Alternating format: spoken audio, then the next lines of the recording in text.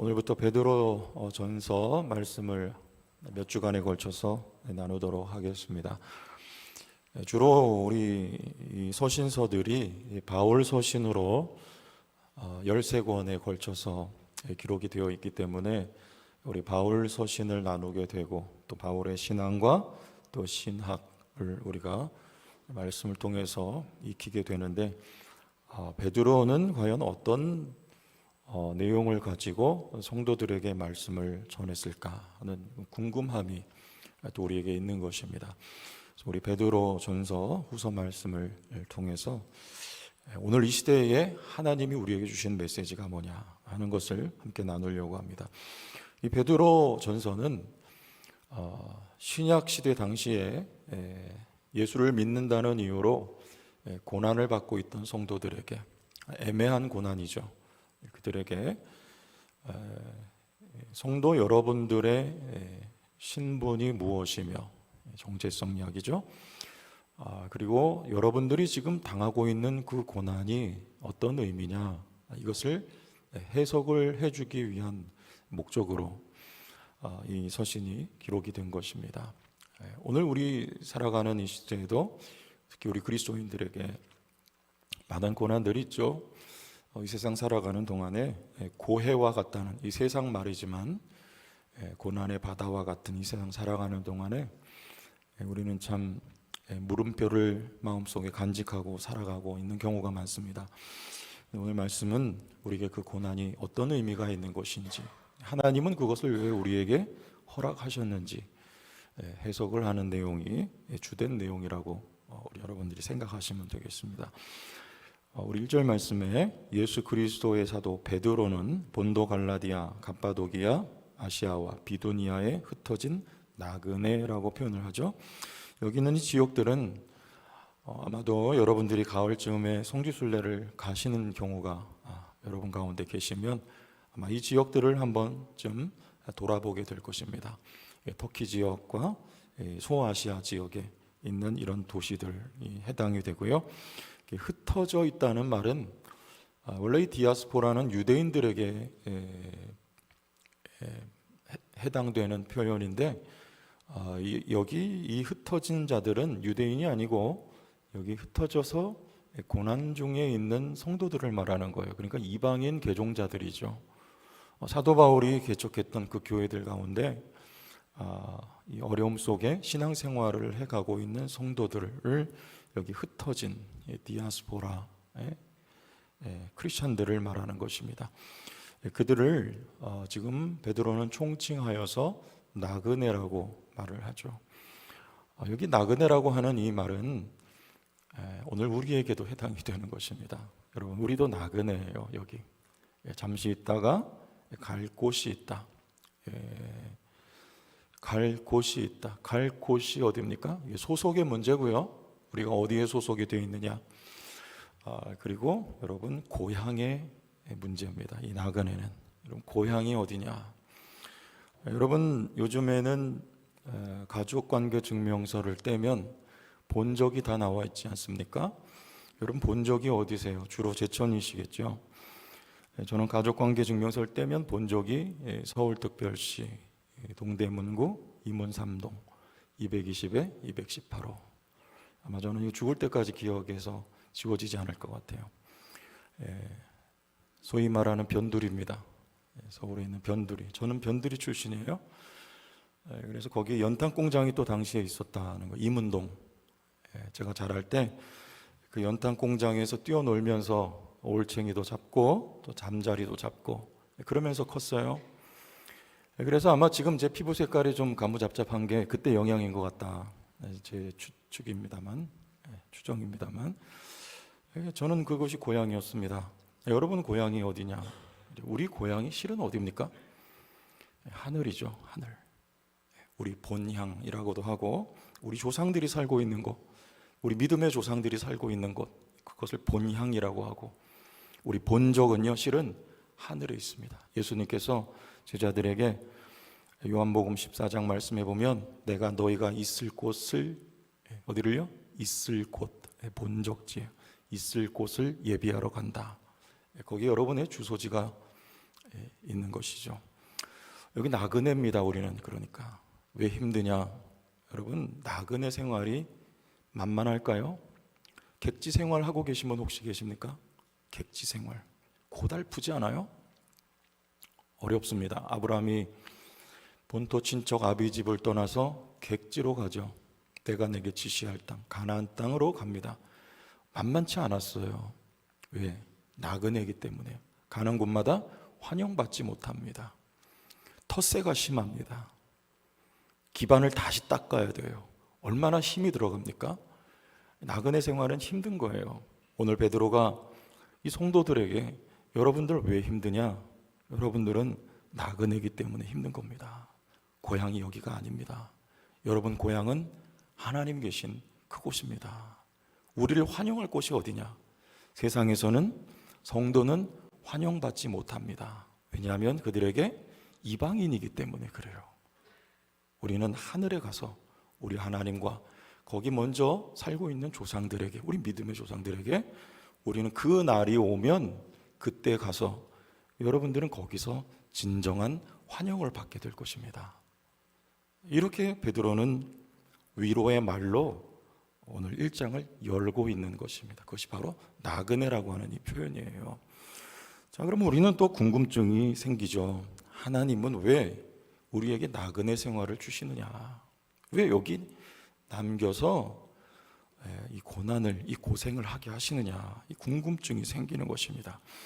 2절 말씀을 봅니다. 2절 곧 같이 읽어요. 하나님 아버지의 미리 하심을 따라 성령이 거룩하게 하심으로 순종함과 예수 그리스도의 핏부림을 얻기 위하여 택하심을 받은 자들에게 편지하노니. 거기까지.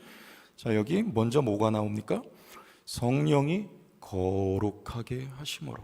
여러분, 이 땅에 하나님이 나그네 생활, 고생하는 삶의 터전, 여기에 우리를 보내시고 여기 살게 하신 이유는 목적과 이유가 있습니다. 우리의 거룩함을 위한 거예요.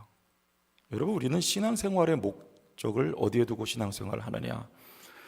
한때 우리 성공, 교회 안에서도 성공지상주의가 판을 쳤던 때가 있었습니다. 세상의 성공이 목적이 되면 오늘 말씀해 보니까 비성경적인 것이었습니다. 그리고 행복이 목적인 경우 그것도 우선순위에 있어서 밀려나야 될 것입니다. 행복도 아니고 성공도 아니에요. 세상적인 의미에서. 우리를 여기 남겨두신 이유는 거룩이라고 말씀을 하고 있습니다. 거룩.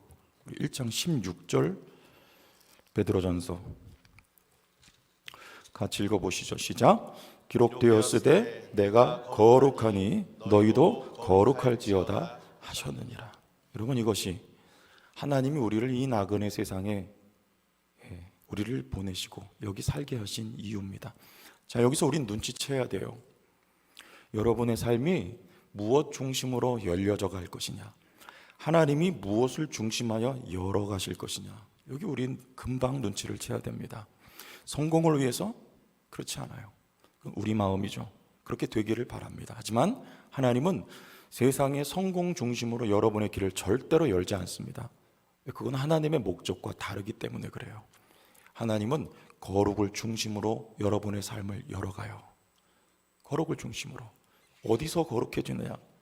여기서. 이 고난이 많은 이 나그네 세상에서 여러분은 거룩해지는 거예요. 그러니까 이스라엘 백성들이 열받는 거죠. 왜 광야로 우리를 하나님 인도하시느냐? 하나님의 목적과 이스라엘 백성들의 지금 마음의 의도가 다르기 때문에 그래요. 차라리 우리를 애굽에 남겨두셨더라면 거기 더 좋았는데, 거기 먹을 것이 많았는데 왜 우리를 이 불편한 길로 인도하시느냐? 길로 말미암아 하나님 앞에 짜증과 원망이 나오는 것입니다. 우리는 어떻습니까? 하나님의 목적과 우리의 의도가 다르면 그래요. 충돌하는 거예요. 우리는 늘 성공, 행복. 하나님은 절대 그리로 우리를 인도하지 않아요. 우리를 사랑하시기 때문이며 하나님의 말씀을 여러분의 삶에 이루시기 위해서입니다. 하나님은 거룩을 중심으로 우리를 인도하세요. 거룩을 중심으로 여러분의 생애와 삶을 열어가시는 것입니다. 여러분, 그럼 우리의 생애의 성공 다시 정리가 되어야 되지 않을까요? 뭐가 성공이냐? 거룩이 성공이에요. 우리의 믿음이 세상에서 좋아지면, 거룩해지면 즉 성공한 것이고, 세상 사는 동안에 우리의 믿음을 까먹으면 여러분 실패한 인생이 되는 것입니다. 얼마나 많이 가졌느냐 높아졌느냐 아무 상관이 없습니다. 하나님 우리를 성공한 인생 만들기 위해서 이 땅에 나그네 시간을 허락해 놓으셨다는 것이죠. 그래서 우리의 실력이 길러지는 훈련장이 어디냐? 바로 여기 우리의 주어진 시간, 여기서 우리의 실력이 길러집니다. 실력이란 여러분 믿음의 실력이에요. 거룩의 실력이에요. 7절로 가보겠습니다. 쭉 내려가서 7절. 자, 이 말씀 같이 읽어봐요. 좋은 말씀입니다. 시작. 너희 믿음의 확실함은 불로 연단하여도 없어질 금보다 더 귀하여. 거기까지. 자, 여기 믿음의 확실함, 여기 번역을 확실함이라고 했는데 이게 시련이에요. 시련, 나그네 생활, 시련의 시간입니다. 시련을 통해서 믿음이 어떻게 됩니까? 확실해져요. 믿음이 순수하게 돼요. 불순물이 쪽 빠집니다. 그리고 진정성 있는 믿음으로 어디서?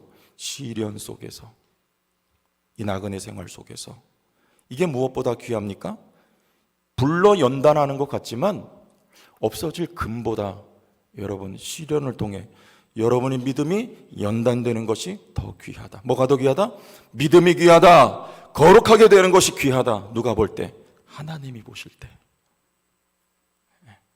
어디서요? 이 땅에서.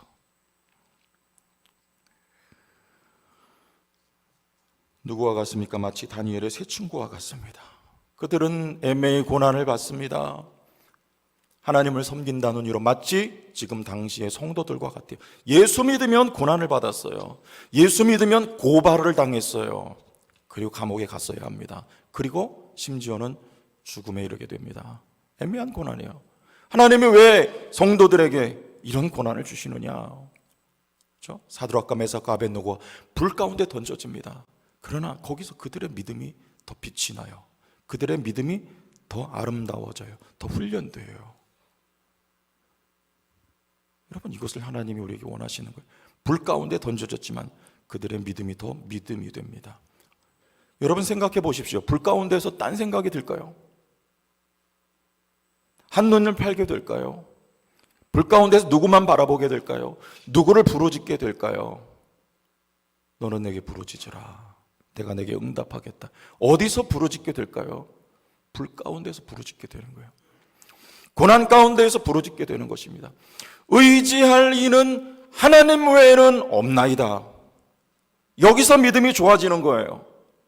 하나님이 우리를 고난 가운데 밀어넣으시는 이유는 이 목적입니다.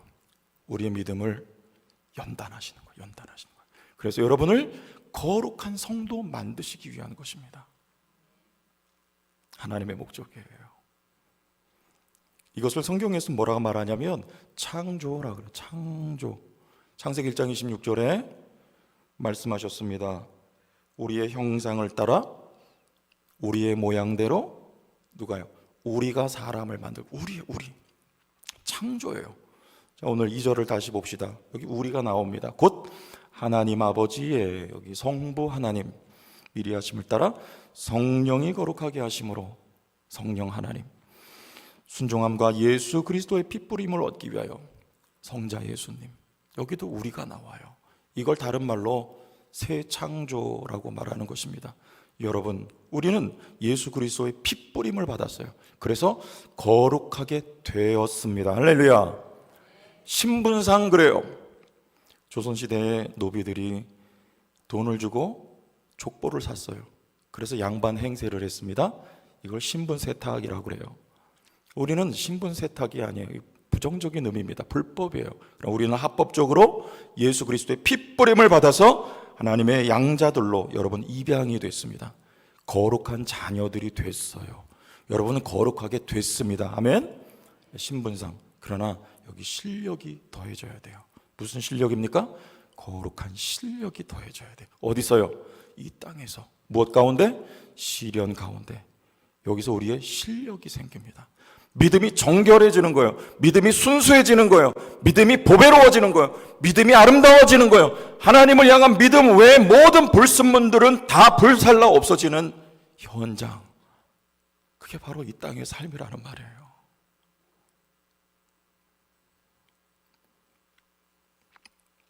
그러나 여기서 우리의 버티게 하는 힘이 있다. 이거 말씀드릴게요. 힘.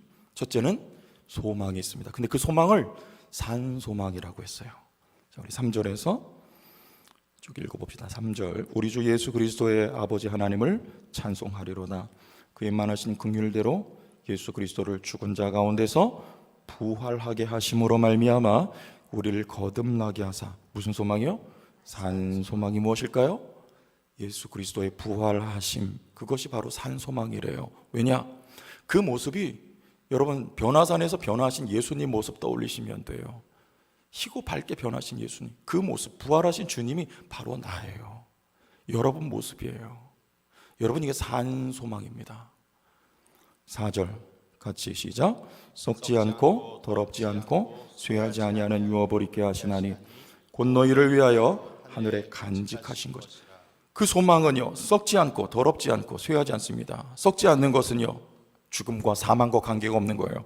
더럽지 않는 것은요, 정결한 것입니다. 이 세상에 있는 더러움과 관계가 없는 것입니다. 쇠하지 아니하는 것은요, 시간과 관계입니다. 영원한 거예요. 이게 뭘까요? 여러분이란 말이에요. 여러분이 썩지 않는 자리에, 여러분이 더럽지 않는 모습으로, 여러분이 쇠하지 않고 망하지 않는 하나님의 유업이 바로 여러분들입니다. 여러분이 하나님의 기업이에요. 그리고 하나님은 우리의 기업이십니다. 5절로 갑니다. 5절 같이요. 시작. 너희는 말세에 나타내기로 예비하신 구원을 얻기 위하여 믿음으로 말미암아 하나님의 큰 능력으로 보호하심을 받았느니라. 하나님은 저 천국에 여러분의 기업을 간직하고 계실 뿐만 아니라 이 땅에 나그네로서 살아가는 여러분들을 하나님이 지키십니다. 왜? 저 하늘의 것을 받아야 되니까. 하나님이 그것을 받게 하시기 위하여서 여기서 하나님은 여러분들을 지키신단 말이에요.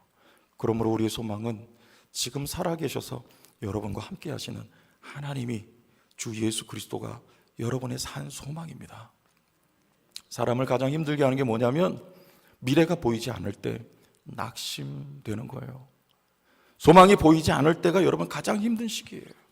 뭔가 앞으로 보장이 있다면 일어서서 털고 걸어갈 수 있을 텐데 앞이 캄캄하다. 그럼 그때가 힘든 순간입니다. 곽규성 목사님 아시죠? 유명하잖아요. 한때. 지금은 돌아가셨지만 프라이보이라고 쇼쇼쇼 진행자였고, 이분이 광고 사업을 하다 망했어요. 자살을 시도합니다. 왜요? 이 빚을 언제 다 갚어? 그러나 지인의 전도로 예수를 믿고 목사가 된 거예요. 여러분, 절망은 미래가 보이지 않을 때 가장 절망해요. 그러나 그리스도인들은 산 소망이 있습니다. 여러분의 미래는 확실한 것입니다. 왜냐? 우리에게 확실함을 요구하시는 그 하나님이 누구보다 확실하신 하나님이기 때문입니다. 하나님의 확실하심은 여러분에게 대한 확실함, 여러분을 확실히 사랑하시고 여러분의 믿음을 확실히 책임져 주시고 여러분을 위한 영원한 천국, 완성될 구원을 하나님께서 확실히 보장해 주시는 하나님이 여러분의 소망이세요. 우리에게 첫째, 이 땅을 살아가면서 여러분 소망이 있기 때문에 여기 어려워도 우리는 견뎌낼 수가 있는 것입니다. 두 번째는 다음과 같은 이유죠. 6절로 내려갑니다. 그러므로 너희가 이제 여러 가지 시험으로 말미암아 잠깐 근심하게 되지 않을 수 없으나 오히려 크게 기뻐하는도다. 여러분, 고난은 뿐만 아니라 즐거움은, 그리고 쾌락은, 아니 이 세상에 보이는 모든 것은 다 잠깐입니다. 잠깐이에요. 여러분, 연애할 때 뭐라 그랬어요? endless love. 발음이 안 좋아도 이해하고 들으세요. endless love 무슨 말이에요? 끝없는 사랑. 당신과 나와는 endless love야. 그래서 옛날에 삐삐 아세요? 그때 유행하던 그 메시지가 있어요. 뭐냐면 045 045. 이게 무슨 말이에요? 영원히 사랑하오, 영원히 사랑하오. 또 하나 있어요. 1010 235. 열렬히 사모합니다. 근데 여러분, 그거 다 거짓말이에요. 당신 다시 태어나도 나하고 같이 살 거야? 같이 살 일 없어요. 다시 태어나지 않아요. 여러분, 이 세상에는요, 다 잠깐 있는 거예요. 사랑도, 이 세상의 사랑은요, 영원하지 않아요. 하나님의 사랑만 영원합니다. 제가 6주 동안 신병교육 때 군에 가서 훈련을 받을 때 가장 힘든 게 뭐였냐면 화생방 훈련이라는 게 있어요. 우리 남자분들은 아실 겁니다. 제일 힘들어요. 그 가스실에 방독면도 안 하고 우리는 27사단, 아주 악독하기로 유명한 그 보병사단 아닙니까? 이기자 부대라고. 거기 갔더니 원래 기본은 방독면을 쓰고 들어가서 잠깐 벗고 가스를 맞는 그 순서인데 아예 방독면도 안 씌워가지고 막 들여보냈어요. 그러니까 얼마나 고통스러운지 저는 세상에 처음 경험하는 거예요. 그냥 이 열려 있는 곳에서 다 액체가 흘러요. 눈, 뭐 입, 코, 막 땀구멍 다 그냥 뭐 흘러나오는 거예요. 견딜 수가 없어요. 그런데 견딜 수 있었던 것은요, 만약에 거기를 훈련 기간 6주 동안 매일 들어가라면 저는 아마 탈영했을 거예요. 너무 고통스러워요. 그런데 한 번만 가래요. 그리고 3분 내지는 5분만 견디면 된대요. 여러분, 이 단서가 견디게 하는 거예요. 5분만 참으면 나간다. 성경에 말합니다. 이 세상의 고난, 그리스도인들은 끝없는 고난이란 없습니다. 예수 안 믿는 사람들은 여러분 끝없는 영원한 고난이 있어요. 불타는 지옥이 있습니다. 그러나 여러분 마지막이 있어요. 끝이 있어요. 훈련이 끝나면 훈련복 벗는 거예요. 잠시 잠깐 여기 살아가는 동안 어려움이 있지만 하나님의 목적과 의도가 있어요. 잠깐입니다. 잠깐. 여러분 잘 견뎌내시기를 예수님의 이름으로 축원합니다. 한 가지 이유가 더 있습니다. 그 하나님은 신실하신 분이에요. 2절로 다시 올라갑시다. 2절. 곧 하나님 아버지의 뭐요? 미리 하신. 여기서 이미 끝난 거예요. 우리가 하나님 모를 때에 만세 전에 하나님은 전지하셔서 여러분을 아셔요. 그리고 미리 하심을 따라 성령이 거룩하게 하심으로 순종함과 예수 그리스도의 핏부림을 얻기 위하여 뭘 받았습니까? 택하심을 여러분은 받았습니다. 하나님은 만세 전에 우리를 미리 하시고 만세 전에 우리를 택하셨습니다.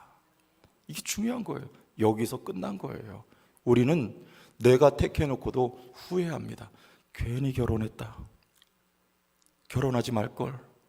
물릴 수도 없는데 어떡하냐. 우린 후회해요. 그러나 하나님은 후회하심이 없는 하나님이십니다. 하나님은 신실하신 분이세요. 만세전에 여러분을 알아보셨고 여러분을 택하신 하나님은 여러분의 구원을 책임지실 것이고 여러분의 믿음의 완성도 하나님이 책임져 주실 것입니다. 여러분 하나님을 소망하고 살아가세요. 이 땅에 하나님이 이유가 있어서 여기 우리 보내신 거예요. 좋은 겁니다. 영광입니다. 로마서 8장 말씀에 현재의 고난은 장차 다가올 영광과 좋게 비교할 수 없느니라. 여러분의 믿음이며 여러분의 신앙이며 여러분의 거룩함, 그것을 얻고 영원한 천국에 입성할 수 있도록 하나님의 오묘하고 크신 계획 가운데 오늘 우리의 삶을 여기에 세워주셨다는 것을 기억하시고 승리하시는 성도들 다 되시기를 주의 이름으로 축원합니다.